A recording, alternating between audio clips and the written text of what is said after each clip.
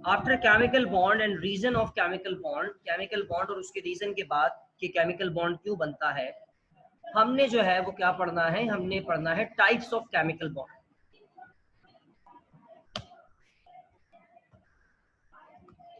Types of chemical bond. Chemical bond की 3 types होती हैं। नंबर 1 जो है वो आपके पास है आयोनिक बॉन्ड, नंबर 2 जो है वो आपके पास कोवेलेंट बॉन्ड, और नंबर 3 जो है वो आपके पास है कोऑर्डिनेट कोवेलेंट बॉन्ड। अब यहाँ पर आपको बड़ी डिटेल से हम समझाने की कोशिश करेंगे आज का जो हमारा पहला टॉपिक है सही मायनों में, और वो टॉपिक है आयोनिक बॉन्ड। कि आयोनिक बॉन्ड क्या होता है, व्हाट इज आयोनिक बॉन्ड। अच्छा, आयोनिक बॉन्ड में जो 2 वर्ड्स हैं उनमें से पहला वर्ड है आयन और जो दूसरा वर्ड है वो है बॉन्ड। ठीक है, आयन का मतलब आप जानते हैं, और आयन का मतलब क्या होता है, आयन का मतलब ये होता है एनी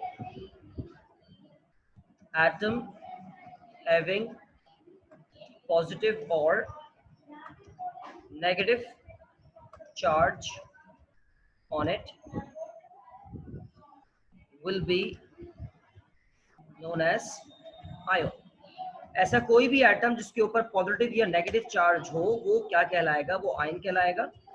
और बॉन्ड का जो मतलब आज तक हमने जाना है अपने पिछले लेक्चर के मतलब आज की क्लास में, बॉन्ड का मतलब क्या होता है, बॉन्ड का मतलब होता है अट्रैक्शन। क्या, कौन सी अट्रैक्शन, बॉन्ड का मतलब होता है फोर्स ऑफ अट्रैक्शन, एक ऐसी फोर्स ऑफ अट्रैक्शन जो 2 चीजों को आपस में जोड़े, उसे हम बॉन्ड कहते हैं इन केमिस्ट्री। तो जैसे नाम से ही पता लग गया आयनिक बॉन्ड का मतलब क्या होगा, आयनिक बॉन्ड का मतलब ये होगा कि 2 आयन्स होंगे और उन दोनों आयन्स के बीच में फोर्स ऑफ अट्रैक्शन होगी। यहाँ पर आयनिक बॉन्ड की डेफिनेशन क्या बनती है, the bond which is formed by the complete transfer of electron from one atom to another atom। देखो, एक ऐसी फोर्स ऑफ अट्रैक्शन एक ऐसी फोर्स ऑफ अट्रैक्शन जो के वजूद में आए, जो के पैदा हो, जो के बॉर्न हो by the complete transfer of electron, इस वजह से पैदा हो कि इलेक्ट्रॉन मुकम्मल तौर पे चला गया एक एटम से दूसरे एटम में। यानी कि एक एटम अपना इलेक्ट्रॉन हमेशा हमेशा के लिए, अपना एक इलेक्ट्रॉन या अपने 2 इलेक्ट्रॉन या अपने 3 इलेक्ट्रॉन या अपने 4 इलेक्ट्रॉन और सो ऑन, हमेशा हमेशा के लिए कोई एटम अपना इलेक्ट्रॉन या अपने इलेक्ट्रॉन्स को ट्रांसफर कर दे किसी दूसरे एटम में। और जब ये इलेक्ट्रॉन का ट्रांसफर होगा तो इस इलेक्ट्रॉन के ट्रांसफर होने की वजह से एक एटम के ऊपर पॉजिटिव चार्ज आ जाएगा और एक एटम के ऊपर नेगेटिव चार्ज आ जाएगा। और वो कैसे होगा, यहाँ पर हमेशा हमेशा बड़ी सी बड़ी किताब के अंदर यही सोडियम क्लोराइड की एग्जाम्पल दी जाती है, और मैं भी यहाँ पर उसी की एग्जाम्पल दूंगा कि फर्स्ट कीजिए I have sodium atom Na having atomic number 11, इसकी इलेक्ट्रॉनिक कॉन्फ़िगरेशन क्या होगी, K2L8M1। तमाम एटम्स की तरह मेरा ये बेचारा सोडियम एटम भी ये चाहता है कि किसी तरीके से इसके आखिरी शेल में 8 इलेक्ट्रॉन हो जाएं, लेकिन अनफॉर्चुनेटली इसके पास अभी आखिरी शेल में 1 इलेक्ट्रॉन है।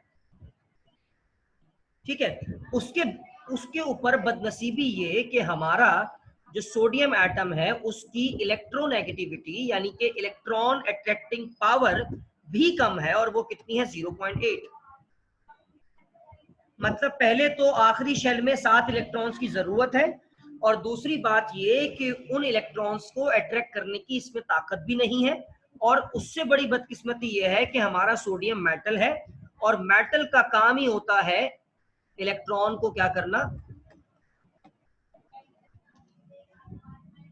इलेक्ट्रॉन लूज करना।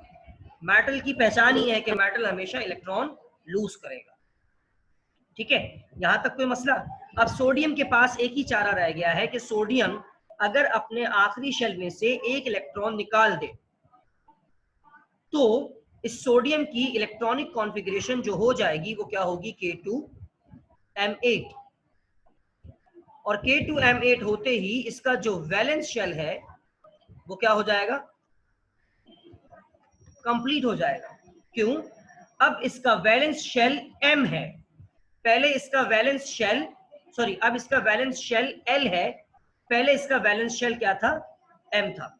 M में इसके पास एक इलेक्ट्रॉन थे, उसने उस इलेक्ट्रॉन को लूज कर दिया, दे दिया किसी को, और अब इसका आखिरी शेल L हो गया और L में कितने इलेक्ट्रॉन्स हैं, 8 इलेक्ट्रॉन। लेकिन जैसे ही सोडियम ये कारनामा अंजाम करेगा वैसे ही हमारे सोडियम के ऊपर आ जाएगा पॉजिटिव चार्ज और हमारा वो सोडियम से तब्दील हो जाएगा सोडियम पॉजिटिव आयन। और सोडियम पॉजिटिव आयन में क्यों तब्दील होगा, ये भी आपके पास जो है वो सवाल हो सकता है। और उसका आंसर ये है कि जब सोडियम एटम होता है तो उसके पास प्रोटॉन की तादाद 11 होती है और इलेक्ट्रॉन की तादाद भी 11 होती है। लेकिन जब सोडियम अपने अंदर से एक इलेक्ट्रॉन लूज कर देता है और तब्दील हो जाता है Na पॉजिटिव आयन के अंदर, क्योंकि इसने अपना एक इलेक्ट्रॉन लूज कर दिया है तो अब इसके पास प्रोटॉन की तादाद 11 है मगर इलेक्ट्रॉन्स की तादाद कितनी है, 10 है। हम सब जानते हैं प्रोटॉन का मतलब पॉजिटिव तो इसको लिखूंगा +11, इलेक्ट्रॉन का मतलब नेगेटिव तो इसको लिखूंगा -10। तो इसका जो आंसर आएगा वो आएगा +1। एक इलेक्ट्रॉन लूज करने की वजह से जब भी हमारे सोडियम के ऊपर चार्ज आया है +1। अब आ जाते हैं उस एटम की तरफ जो इलेक्ट्रॉन गेन करेगा और उसकी एग्जांपल है हमारे पास किसकी, क्लोरीन की। क्लोरीन एक ऐसा एटम है Cl जिसके एटॉमिक नंबर होता है 17, यानी इसकी इलेक्ट्रॉनिक कॉन्फ़िगरेशन होगी K2L8M7। और उसमें मजे की बात ये कि हमारे क्लोरीन की इलेक्ट्रॉन अट्रैक्टिंग पावर यानी कि इलेक्ट्रोनेगेटिविटी भी ज्यादा है और वो कितनी है, वो है 3.0, जो कि अच्छी खासी ज्यादा है। और उसमें खुशनसीबी ये कि क्लोरीन क्या है, क्लोरीन है एक नॉन मेटल, ठीक। और नॉन मेटल्स किस लिए मशहूर होते हैं, नॉन मेटल्स मशहूर होते हैं गेन ऑफ इलेक्ट्रॉन के लिए, कि नॉन मेटल वो एटम्स होते हैं, ऐसे एटम्स होते हैं जो इलेक्ट्रॉन आसानी के साथ गेन कर लेते हैं, ठीक है। हुआ क्या, हुआ ये कि हमारे सोडियम ने जो एक इलेक्ट्रॉन अपने अंदर से निकाला था वो हमारा प्यारा क्लोरीन गेन कर लेगा, यानी कि क्या होगा, क्लोरीन से ये तब्दील हो जाएगा Cl नेगेटिव आयन के अंदर। और क्यों तब्दील होगा, क्योंकि इसकी इलेक्ट्रॉनिक कॉन्फ़िगरेशन अब हो जाएगी K2L8M8। पहले इसके आखिरी शेल में 7 इलेक्ट्रॉन थे, हमारे सोडियम ने जो इलेक्ट्रॉन लूज किया वो इस क्लोरीन के एटम ने गेन कर लिया और इसकी इलेक्ट्रॉनिक कॉन्फ़िगरेशन K2L8M8 हो गई। इसके वैलेंस शेल में भी 8 इलेक्ट्रॉन हो गए, तो इसका वैलेंस शेल भी लिखा जाएगा कि क्या हो चुका है, कंप्लीट हो चुका है। अब आखिरी रीजन कि क्लोरीन के ऊपर नेगेटिव चार्ज क्यों आया, तो क्लोरीन के ऊपर नेगेटिव चार्ज इसलिए आया क्योंकि क्लोरीन जब न्यूट्रल एटम था तो उसके पास प्रोटॉन्स की तादाद 17 थी, इलेक्ट्रॉन्स की तादाद भी 17 थी। लेकिन हमारे प्यारे क्लोरीन ने जब सोडियम से आए हुए इलेक्ट्रॉन को अपने अंदर जगह दी तो क्लोरीन तब्दील हो गया Cl नेगेटिव आयन में। और उसका रीजन क्या था, उसका रीजन ये था कि उसके पास अब प्रोटॉन की तादाद 17 थी मगर इलेक्ट्रॉन्स की तादाद हो चुकी थी 18। प्रोटॉन पॉजिटिव होता है इसलिए पॉजिटिव 17, इलेक्ट्रॉन नेगेटिव चार्ज होता है तो इसलिए -18। तो ओवरऑल जो रिजल्ट आएगा वो आएगा -1, जब भी हमारे क्लोरीन के ऊपर -1 चार्ज आया। अब क्योंकि दुनिया ये जानती है कि positive and negative charges attract each other, कि पॉजिटिव चार्ज और नेगेटिव चार्ज एक दूसरे को क्या करते हैं, अट्रैक्ट करते हैं, या ये कहते हैं कि opposite charges attract each other. तो यहाँ पर भी ऐसे होगा, सोडियम क्योंकि पॉजिटिव चार्ज है और क्लोरीन जो है वो नेगेटिवली चार्ज पार्टिकल हो चुका है, नेगेटिवली चार्ज आयन हो चुका है, these opposite ions will attract each other, और जब ये एक दूसरे को अट्रैक्ट करेंगे तो अट्रैक्ट करने का नतीजा क्या होगा, ये एक दूसरे के साथ जुड़ जाएंगे और फॉर्म करेंगे NaCl। ये दोनों के दोनों आइंस थे और इन दोनों के दरमियान जो अट्रैक्शन पैदा हुई, अट्रैक्शन को हम बॉन्ड कहते हैं, दोनों आइंस थे। जब ही इन दोनों के दरमियान बनने वाला केमिकल बॉन्ड क्या कहलाएगा, आयोनिक बॉन्ड।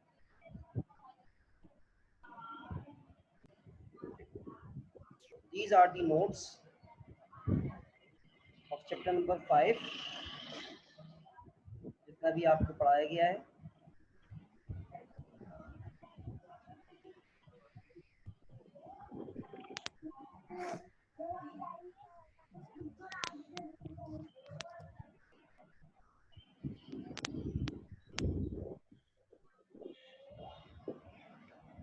इसकी एग्जाम्पल को मैं यहाँ पे आसान कर देता हूँ, थोड़ी सी मुश्किल होकर लिखी हुई है।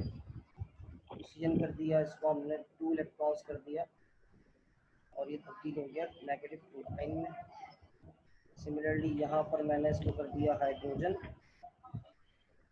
हाइड्रोजन की जगह बल्कि मैंने कर दिया सोडियम, ये तब्दील हो गया Na पॉजिटिव आयन में और इसने अपने अंदर से निकाला है 1 इलेक्ट्रॉन। तो ये देख लो भाई, सब कॉपी करना होगा अपने अपने केमिस्ट्री के रजिस्टर में। यस सर, अभी स्टार्ट कर देंगे थोड़ी देर बाद। ठीक है, जो यहाँ पर थोड़ा सा इसको कर दूं ताकि अलाइनमेंट बराबर हो जाए।